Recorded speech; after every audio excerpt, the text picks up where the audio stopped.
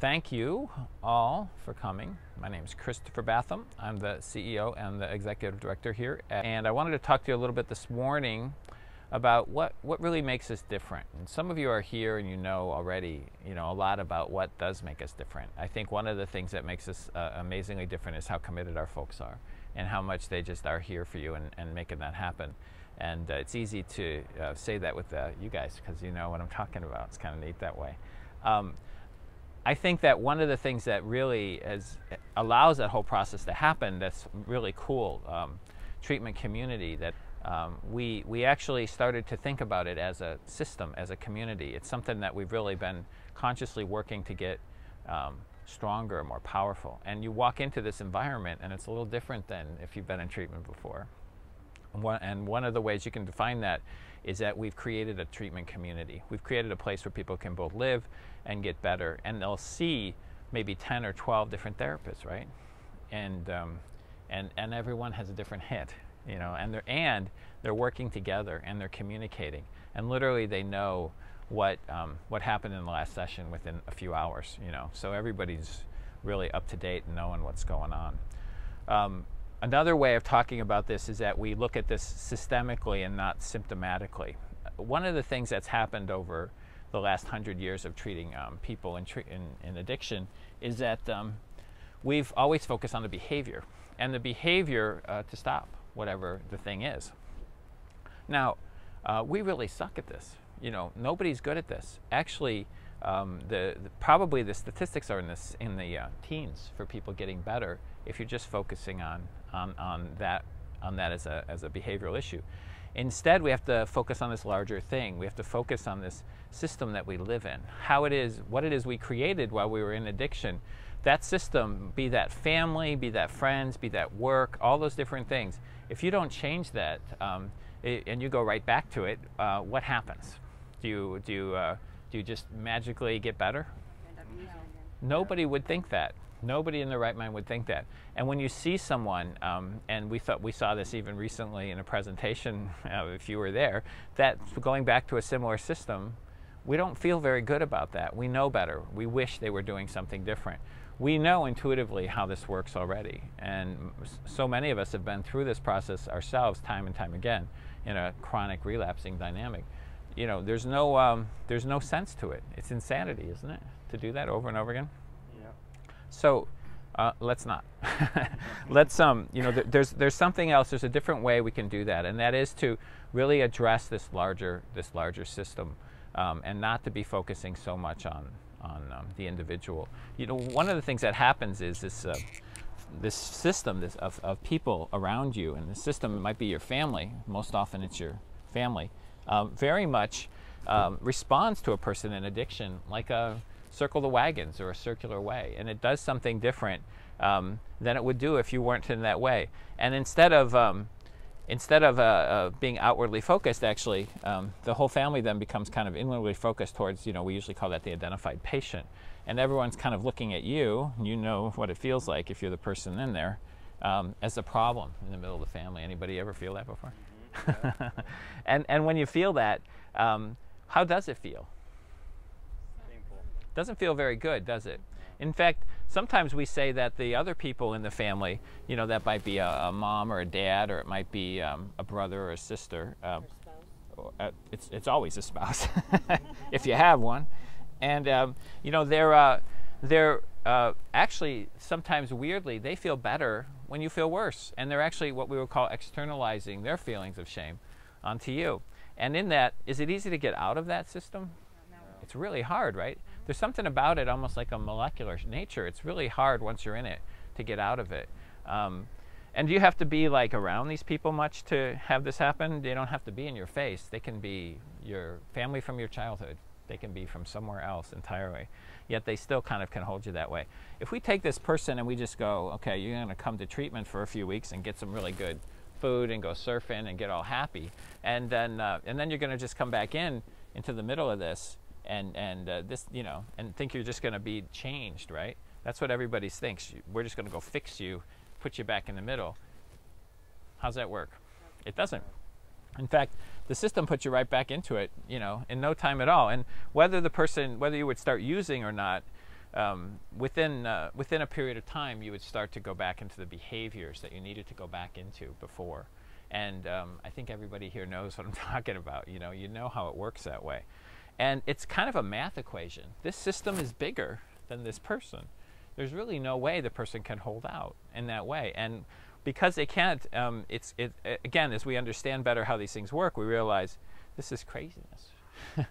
This is craziness. This is chronic relapse.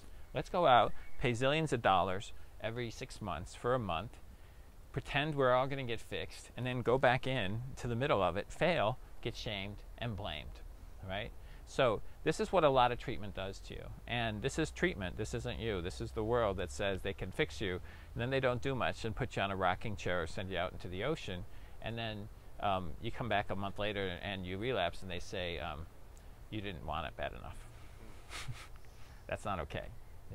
That's not okay. That's a different way of treating addiction than we want to continue. So I can tell you that that is what you're going to get most places, when you go there, if you haven't gotten it already. Does that make sense? Yeah. Anybody have any questions about that? Okay. Well, that's a good analysis, a good way to say what's wrong. What are we going to do about it? What can we do that makes it different? We want the family system not to be focused on you. In fact, we want you to be one of the people on the side of it. We want you to be part of a family system that's part of something else. I guess you should be happy if you're going to be over there, right? And really what we notice is, and even though there's a person there, what really is in the middle of that family system? Any ideas? What's there when they think you're in the middle? The drug. The compensation. For you, that might be a certain kind of a drug. For another person, it might be something else. But addiction is there, and behavior that helps the people compensate and function in that family. And that is really what the family system is circled around. How does that work? Does that feel good? I don't think so.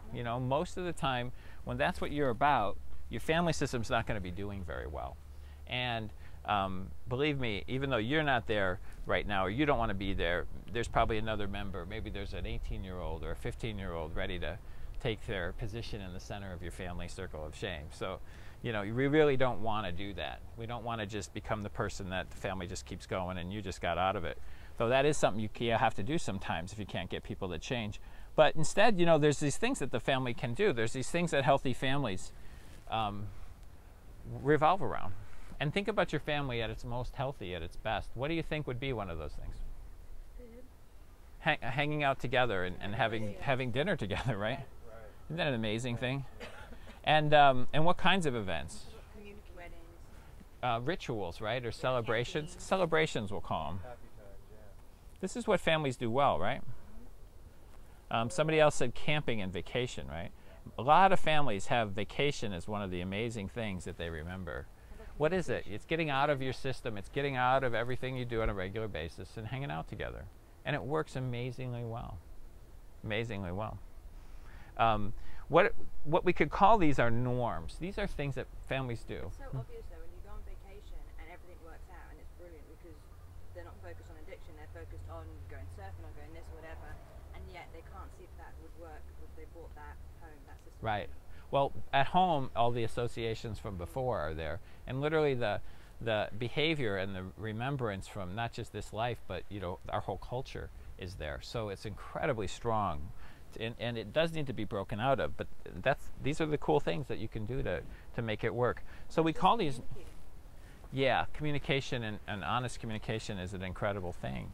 So we call these family norms, and also these are kind of like the idea that your family does something that you all agree on. And here we want to talk a little bit more about systems and how systems work. One of the cool things that's changed in our world, as we've understood more and more about the complexity of how complex people are, how complex brains are, how complex even just society is that science has really adapted to that by creating complexity science, actually literally becoming able to better understand these things through better models of describing behavior. Okay, so what this is a complex adaptive system. That's what science would call this now.